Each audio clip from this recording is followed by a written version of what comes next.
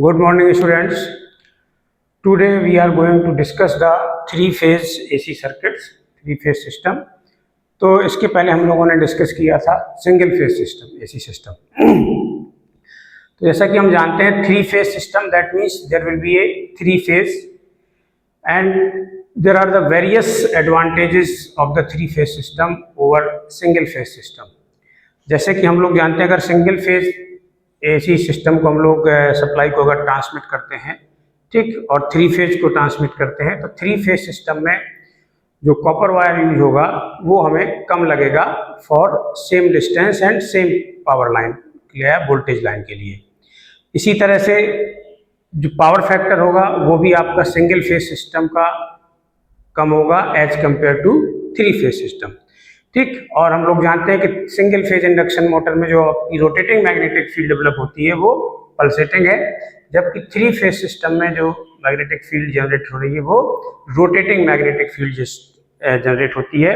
इसलिए there are the various advantages of three phase system over single phase system.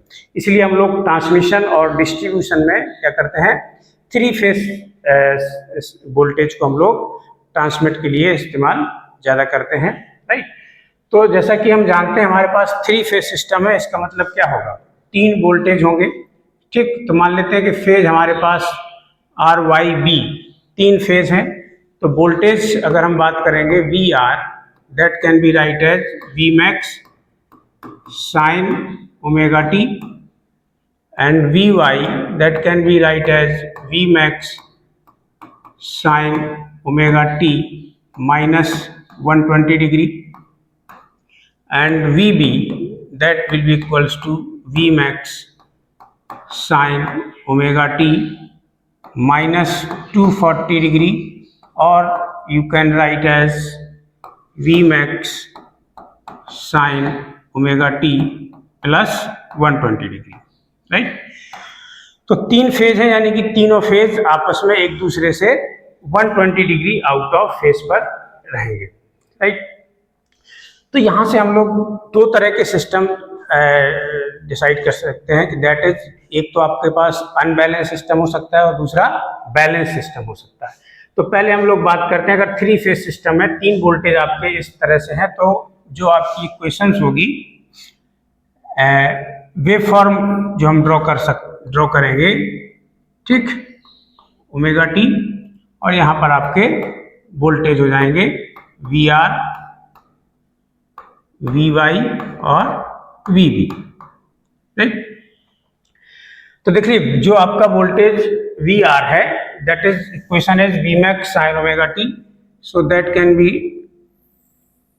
Draw the wave form of, there will be a pi, there is 2 pi, right, और यहाँ पर आपका pi by 2 होगा, इस point पर maximum जिस value पर पहुंचेगा वहां पाई बाई 2।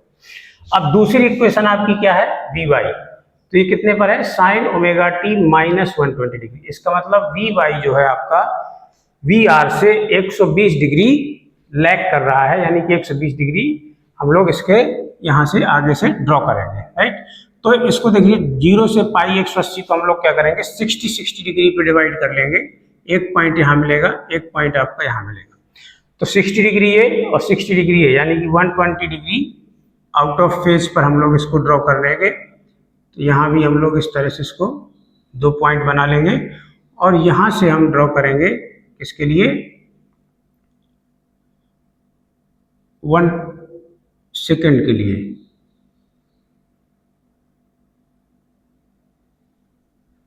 क्लियर। तो इसको अब हम पीछे बढ़ाएंगे, तो ये आपकी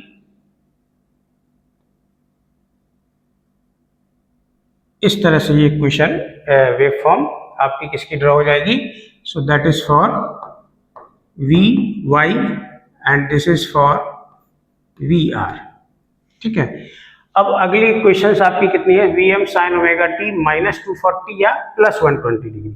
तो अगर प्लस 120 डिग्री के हिसाब से हम ड्रॉ करें, तो यहाँ से हम इसको पहले समझने के लिए थोड़ा सा आगे से बना लेते हैं। तो क्या होगा, इस पॉइंट से 120 डिग्री यानी कि यहाँ से कहीं से चलेगी, तो इस पॉइंट से जब ये चलेगी, that will be start from here like this, ठीक। तो अब इस लाइन को हम लोग यहाँ से यहाँ, ये हमारे काम की नहीं है, तो इसको हम लोग ड्रॉ कर सकते हैं। तो ये किसके लिए हो गया, that is for V B, right. तो ये आपके पास वेव फॉर्म हो गई किसके लिए, तीनों थ्री फेज सिस्टम के लिए, ठीक है ना। तो इसको अगर हम चाहें तो यहाँ से इतना पोर्शन हम डिलीट कर सकते हैं, ठीक है। तो ये आपके पास जो वेव फॉर्म आ गई किसके लिए आ गई, थ्री फेज सिस्टम के लिए हम लोगों ने वोल्टेज की वेव फॉर्म ड्रॉ कर दी। तो वी वाई माइनस 120 डिग्री, ठीक, वी बी प्लस 120 डिग्री, तो इस हिसाब से आपकी वोल्टेज हो गई। अब आपके पास दो तरह के सिस्टम्स होते हैं, एक balance system, there will be a two types of system, balanced three phase system,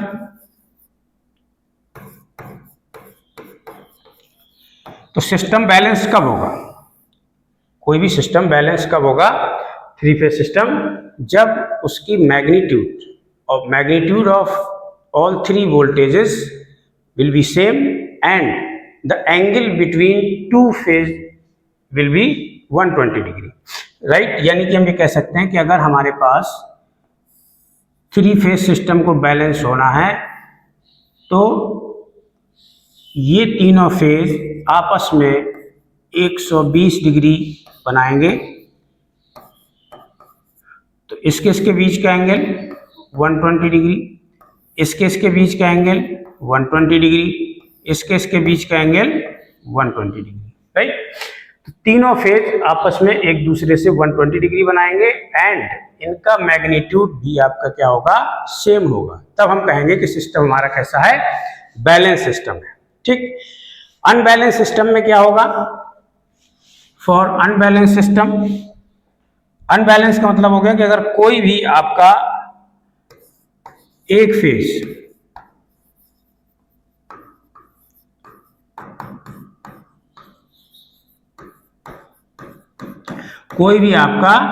एक फेज 120 डिग्री अगर नहीं बना रहा है किसी दूसरे फेज से, तो भी सिस्टम अनबैलेंस होगा, या इनके मैग्नीट्यूड आपस में बराबर नहीं है तो भी सिस्टम कैसा होगा, अनबैलेंस सिस्टम होगा, right. So you can say that the unbalance system is when the magnitude and angle between the two phase are not equal. उनमें से कोई एक चीज, या तो मैग्नीट्यूड अगर बराबर नहीं है तो भी अनबैलेंस हो गया, एंगल बराबर नहीं है तो भी आपका सिस्टम कैसा हो जाएगा, अनबैलेंस सिस्टम हो जाएगा। तो हम ये कह सकते हैं कि मान लेते हैं ये वी आर आपका इधर है और वी वाई ये आपका वी बी यहाँ हो गया और वी वाई कहीं यहाँ हो गया, तो ये एंगल क्या हो गया, 120 डिग्री नहीं रहा। इसका मतलब क्या हो गया, ये सिस्टम आपका कैसा हो गया, अनबैलेंस्ड सिस्टम हो गया, राइट। तो इस तरह से दो तरह के थ्री फेज सिस्टम डिजाइन हो सकते हैं, या तो बैलेंस सिस्टम हो सकता है या अनबैलेंस सिस्टम आपका हो सकता है। जनरली जो हम लोग सिलेबस के अंतर्गत यहाँ पर डिस्कशन करेंगे वो किसके लिए करते हैं, बैलेंस सिस्टम के लिए। हमारा प्रयास क्या रहता है कि सिस्टम हमारा कैसा हो, बैलेंस सिस्टम होना चाहिए, इसलिए हम लोग डिस्कशन इसके लिए करेंगे। तो अब जब हम कोई भी मशीन डिजाइन करते हैं तो उसमें देखिए दो तरह का आपका डिजाइन होता है, कनेक्शन जो होता है यहाँ पर थ्री फेज सिस्टम में हम लोग दो तरह से करते हैं, या तो आपका स्टार कनेक्टेड सिस्टम हो सकता है या डेल्टा कनेक्टेड सिस्टम हो सकता है। तो अब बेसिकली यहाँ पर हमें क्या करना है कि हमें स्टार कनेक्शन सिस्टम और डेल्टा कनेक्शन सिस्टम के लिए हमें line voltage, phase voltage, line current और फेज करंट, इनकी रिलेशंस हमें कैलकुलेट करने हैं, जो कि एग्जाम में अक्सर पूछे जाते हैं। डेरिवेशन भी पूछा जाता है और इससे रिलेटेड न्यूमेरिकल्स भी पूछा जाता है, राइट। तो इसके लिए अब हम लोग डिस्कस करेंगे स्टार कनेक्टेड सिस्टम और डेल्टा कनेक्टेड सिस्टम, क्लियर। तो अब देखिए हम लोग स्टार और डेल्टा कनेक्टेड सिस्टम के लिए बात करेंगे। तो पहले हम लोग ये लिखते हैं स्टार कनेक्टेड सिस्टम।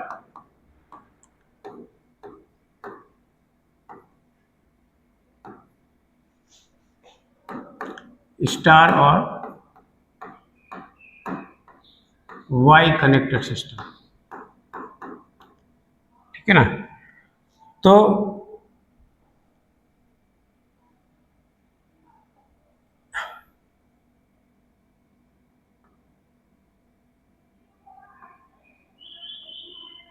स्टार और वाई कनेक्टेड सिस्टम की हम बात करते हैं। तो star connected system means we will draw the star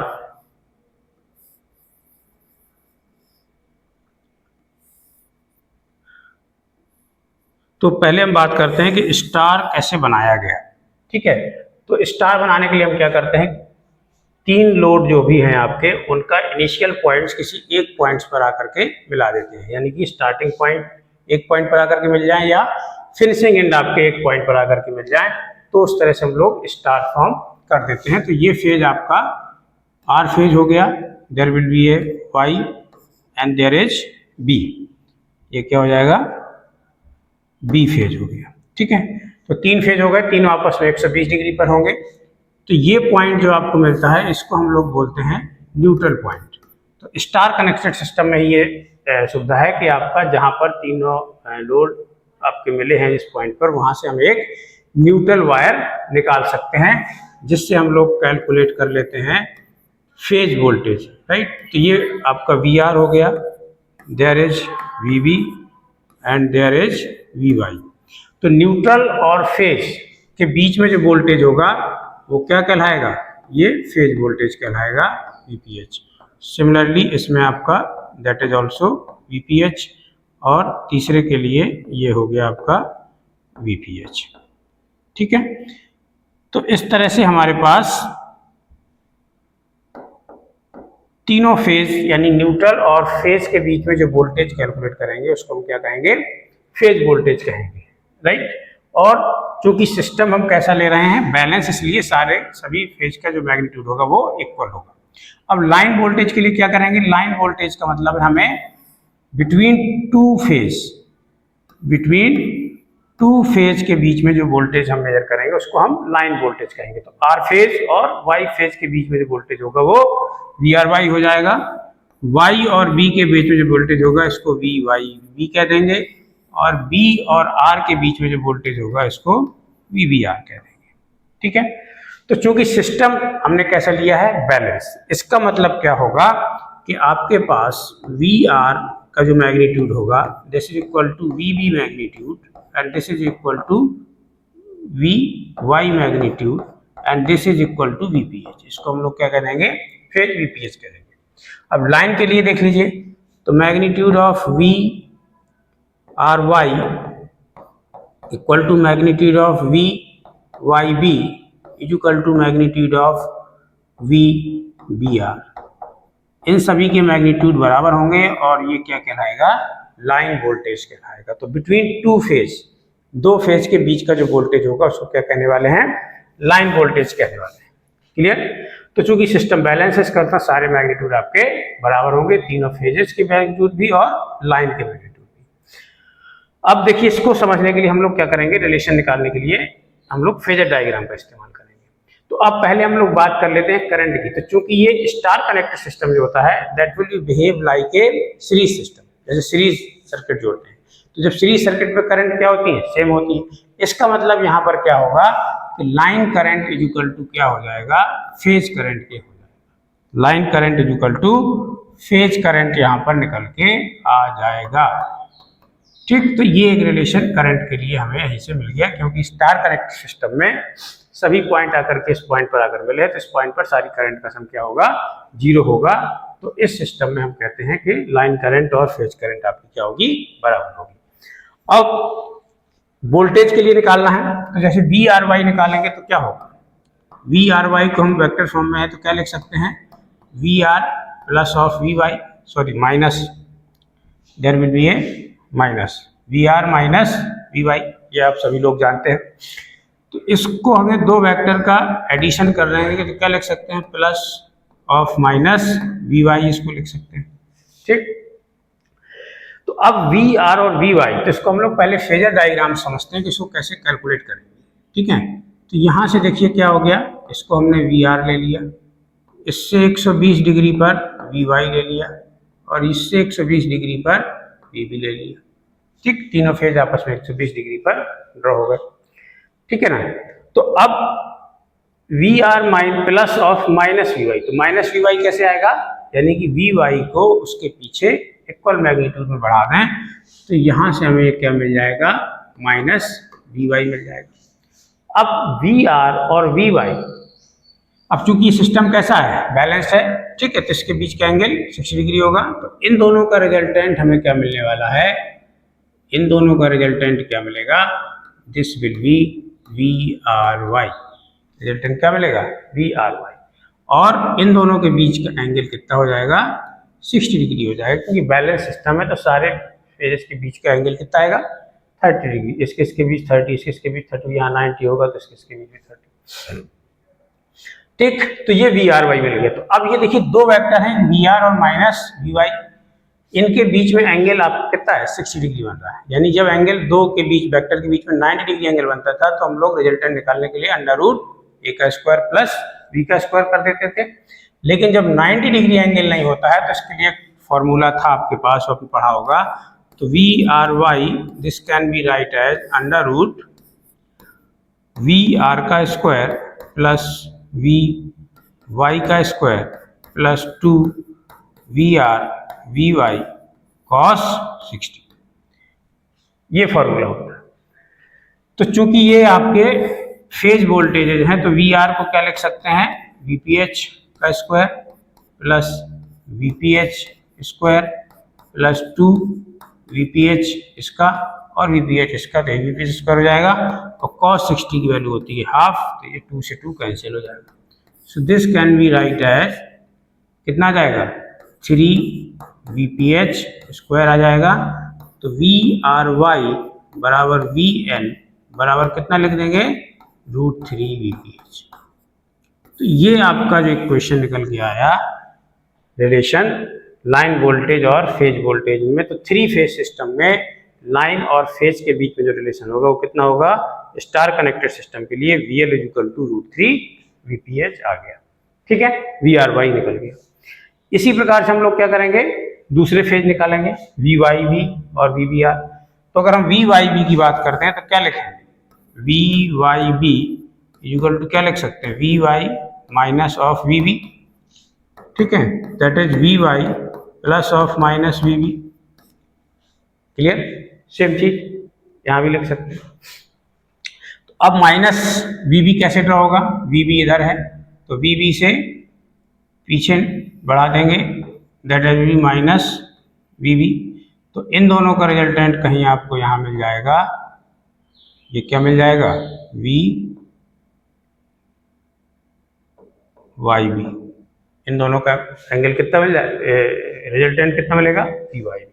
तो इसी तरह से इसको भी हम लिख सकते हैं कि Vyb equal to under root Vy का square plus Vb square plus 2 Vy Vb cos 60 degree. इन दोनों के बीच का एंगल भी कितना होगा, 60 डिग्री, ठीक। So this can be written as Vph square plus Vph square plus 2 Vph square into half, cut जाएगा। तो Vyb इक्वल टू आ गया √3 Vph square. So VL equal to Vyb equal to आ गया आपके पास √3 Vph। तो एक रिलेशन दूसरे जो लाइन वोल्टेज है उसका ये आ गया, ठीक है ना। तो सेम चीज है, तो जैसे एक दो फेज के बीच Vry निकाला, उसी तरह से Vy भी निकाल देंगे, ठीक, इतना नोट कर लीजिए। ओके, अब तीसरा फेज हमारे पास क्या है, Vbr।